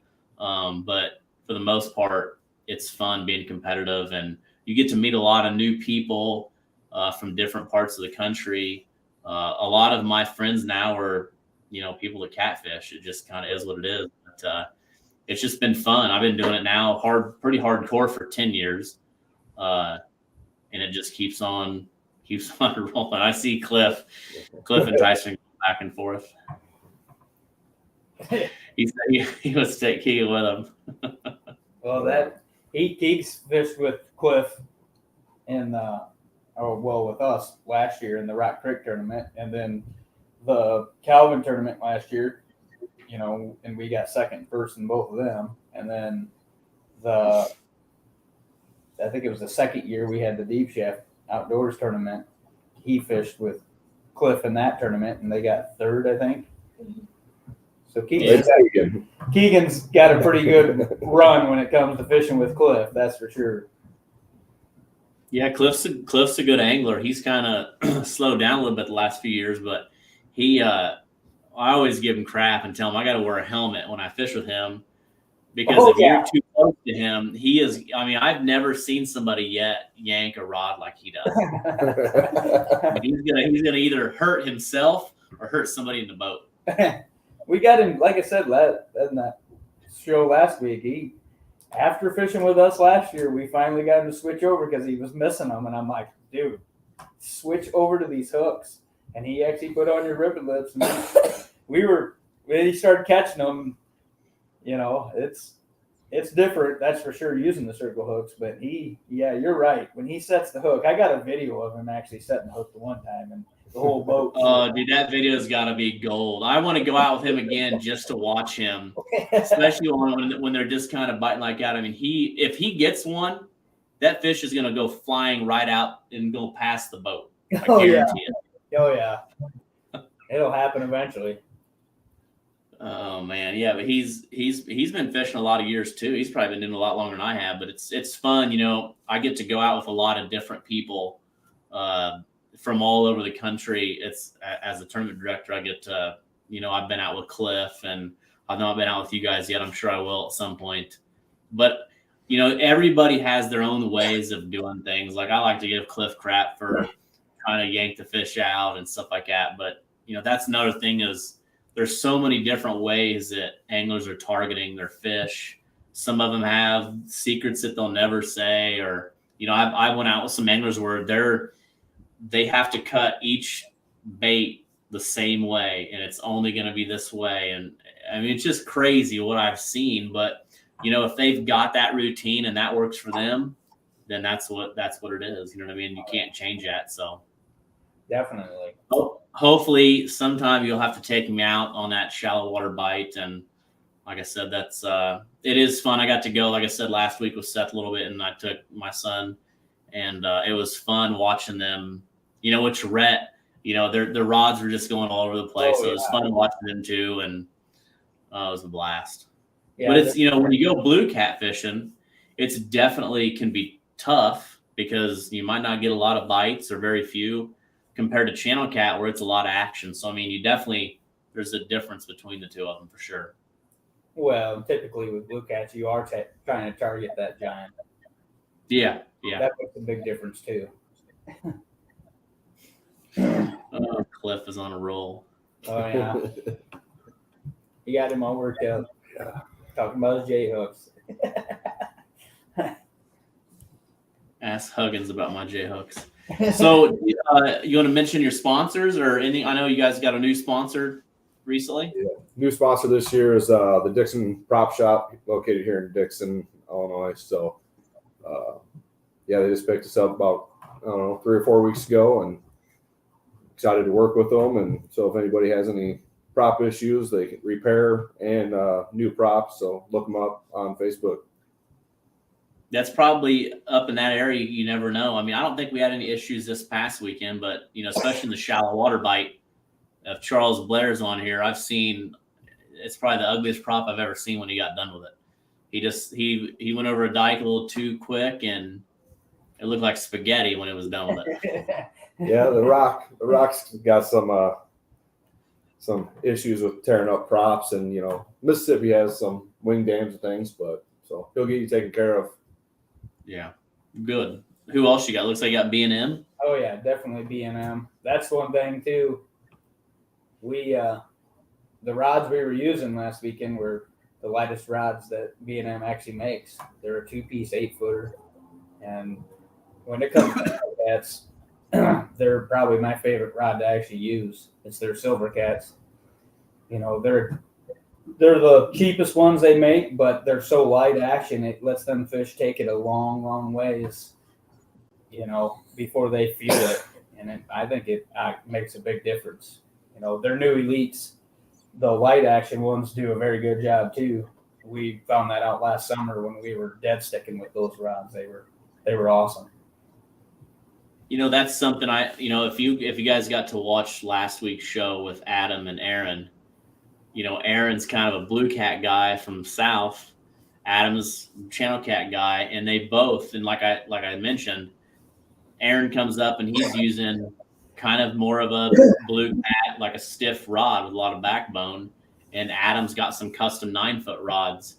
So could that be why Adam had a better bite than Aaron? Maybe because Aaron was using a big kind of, I'll consider it a broomstick rod in the channel cat world. Every little thing matters, and especially when you're hooking up on those light bites. Yeah, that's for sure. I think they do. Makes a big difference. Now, as far as I remember you guys talking about line and everything. I still run 80-pound Power Pro with 50-pound leaders when I'm fishing up here. I started doing that probably 5-6 years ago, and I don't change it for nothing. It doesn't make it. I haven't noticed a difference in that. Some people think that it does, but I've never noticed a difference. I like being able to have that stiffer line on there to be able to feel if you pick up the rod yourself, so you can feel it, especially if you're bumping, just to be able to feel it, what's going on with it. And it helps with circle hook too, as far as getting a good hook set. So you've always used braid for your main line? No, I would say probably 7 years ago I went to braid, but as far as using bigger braid, the 80-pound with a bigger leader compared to I used to run, like 20-pound leaders for channel cats. But then I had times where they'd snap it off. They'd get tangled up, especially in the springtime when they're just being lazy and you're dragging them in, they're swirling the whole time. And next thing you hook on them and then it snaps off. So now I go to 50-pound and drag them in the boat. Yeah, you don't want to ever lose a fish, especially if you're into some structure and stuff like that. That's why, I started with braid just because the guy that I went out with my first time, he had braid. So I bought braid. I bought pin 309s like he had and 80-pound braid like he had. But I don't like mono, probably because I've never really used it. Obviously I used it for my leader line, but not for my main line. And, Seth had, I don't know, it's a mono this last week we were out. I was like, I don't even want to cast them. You know what I mean? I got up once and it felt just, I don't know. I was like, you got to break this. I don't want to mess with it. But it's, as long as this is what I use, I trust it, I'm going to stick with it. That's what matters. Well, a lot of ours is that first year we went to Memphis. I don't know how many times we had snapped off line because that water was so much different using bigger sinkers. And we'd cast and you're throwing 20 ounces of weight and it just snapped right off our lines. We're like, holy moly.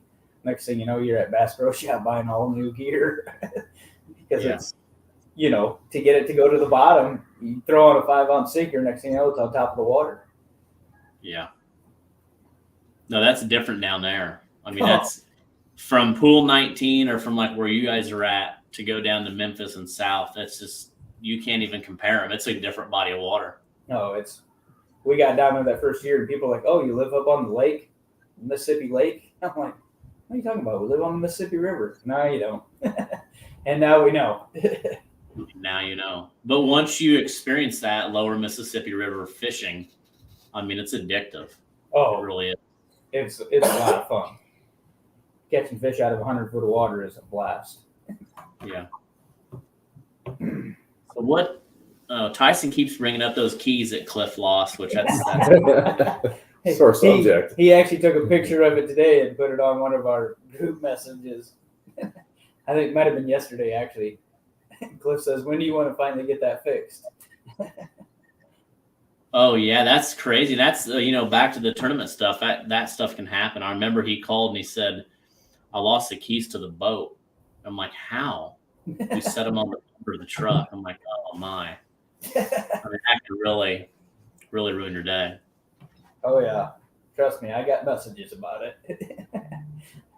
Because that's one of my pet peeves. Ask Tyson, when we go on a tournament, I don't sleep at night the night before a tournament because I'm checking batteries and making sure we have everything. And we've just always got a system down where I'm checking this or making sure the battery's on the charger and, and stuff like that. And it was just a mistake that was made, but Tyson can't talk too much. He's lost many set of keys setting them on the back of a bumper. You think that once you do that, he says he sleeps like a baby. I'll tell you what, it's important. Everybody's got a role, and I fished a tournament actually 2 years ago down on the lower Mississippi.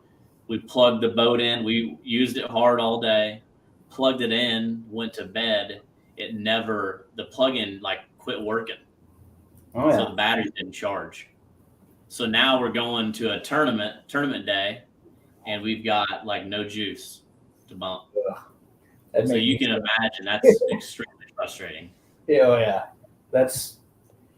That Memphis is another one that's taught us all them mistakes too, because it just drains you so fast down there. But Yeah. now with the new lithiums and stuff like that, it's pretty amazing what they're able to do with those new batteries. Yeah. But you got to have the one partner that has his head in the game, can remember where to put the keys, charge the batteries, change the ice in the bank. Oh You no, know, Tyson's gotten way better than when we first started fishing, but it's just something that'll never change with the way I am, you know. But once that's the one thing that we've started doing, you know, the last year and a half, 2 years is once we get on the water, it's just about having fun. 100%. Well, I have a ton. Anybody who's fished with me, we have a lot of fun, especially like me and Charlie. You know what I mean? But a lot of the anglers, like I've seen you guys laughing. I mean, that's what it's about, is going out there, and if you're catching fish, great, but you're still having fun, and you're not slamming your rod on the boat. And you know, if you lost a fish of a lifetime, I mean, what can you do? You gotta laugh about it. I mean, it sucks, but it happened, and you know. But then you have days like what you guys had, which was a crazy day. Yeah. Oh, it makes that you're gonna remember the money that you won. You'll forget about, but you'll never forget the day of. You'll be in 20 years. You'll be able to say exactly how you won that tournament, what you caught, all that. Oh yeah, definitely. So you're gonna look at that plaque on the wall, which we do got another plaque coming for you guys. You will have that soon. So just let me know. Always great on the water. Yeah, always great on the water. Anything else you guys got left to mention? Or not tonight? So. Maybe just after the show you can put a pin for where I can go to catch 54. I didn't have to. I was going to tell you where to go the other day, but it looks like you guys were doing just fine. We were. Like I said, I just wanted to go out and have Rhett catch some fish. And well, that's after we got done with that tournament. That's what I said. I said, if somebody wants to have fish or fun right now with the young kids, right now is the time to, especially if you got mud holes, you know, where you can make it where the boat's not moving around for them. You know, that's a big thing. That's why we like taking the younger kids up to Lake Mendota, because that's what we do. You don't move. The boat doesn't move all day long, you know. And so Mendota's kind of a shallow water deal too. Oh yeah. There's deep water there, and I'm sure there's some really big fish in the deep water there, but it's all shallow water. Yeah. Timmy made a post, and you guys might not get this, but he said, hopefully it's not on the Skunk River next to my house again. I don't know. It was the Alton tournament. I was live on a Monday night, and somebody asked, where's the best fishing? And I was just being stupid. And I went up the Skunk River and hit a pin and shared the pin. And I guess it was right next to his house. Yeah. Hey, there's a lot of good fishing up in there, that's for sure. Yeah. Oh, that's funny. Well, hopefully we'll have to have you guys on again. Like I said, there's as the weather gets better, we're gonna start doing some like on the water stuff where, you know, you guys might be on the water, I'm on the water, and we're doing the show, kind of catching fish and talking about rigs that we're using and stuff like that. So definitely things like that we can look forward to doing, and just the goal is just to bring value to people that are watching, new people getting into the sport. Obviously, you guys remember, you know, Nathan, you're pretty new getting into this. You know, it can be scary, like what Jason Masingale was talking about, your first event. I remember my first tournament, I was out of an old pontoon that I didn't know if the tires were going to hold up, and it took on water, you know, and I didn't want to back in and not hit the ramp perfect the first time when there's 30 boats behind you. But, you know, you just learn that everybody goes through it. And, you know, once you fish a few, it's just like a family deal, and it's fun. It's very competitive, but it's fun. You can meet a lot of new friends, and there's nothing better than time on the water. So definitely met a lot of good guys last weekend, so it was fun. Yeah, it is a good group. It really is. And like I said, we always do the stuff the night before, and some people spend all night out, hanging out and talking at the boat and telling stories where, well, I've been catching the fish here or here. And I always call that dock talk. You never want to, be careful what you really take in, because it could ruin your next day. But for the most part, it's fun. And like I said, the stories are the best. If I could, and I said this at the weigh-in, imagine if I could have seen or weighed half of the fish that got lost at the boat. Oh Those yeah. giant- Oh, man. Imagine the records that we would have weighed in. You know what I mean? But because it's always a giant. When you lose one or you break off, it was a giant. Yeah. You know, it was always a giant. But no, I love it. And like I said, the sport's growing, and I can't wait to see in 2, 3, 5, 10 years where it'll be. Yeah, it's definitely, especially having the cameras on the boat starting this year. That's a huge thing. And that's what I said. It'd be awesome. The spring tournament up here, the amount of fish that get caught, they'd have troubles trying to figure out which ones they want to put on TV. I mean, I know. It would be like the Basket Gooders. Yeah, and we're still in like the early stages of like really where this is growing. Like Keegan, you got to pay attention. You're at that age where you could be the next Kevin McNam. You never know. So, well, thank you guys for being on. I really appreciate it. And again, thanks to all the sponsors that make it to what it is today and continue to grow. And we'll have you guys on again sometime. And I guess we'll probably see you in sometime, probably in July or so. Yeah, we'll definitely be down there for those 2 tournaments, but hopefully before then, maybe even if we get lucky. Yeah, if you get lucky and come down this way, we'll go out and do a little fun fishing in Pool 20 and get Nathan his first blue. All right, let's do that. Okay. All right. Well, thank you guys for being on the show, and thanks everybody for watching. Tune in next Monday night, and we'll have another special guest on. All right, thanks, everybody. Alex.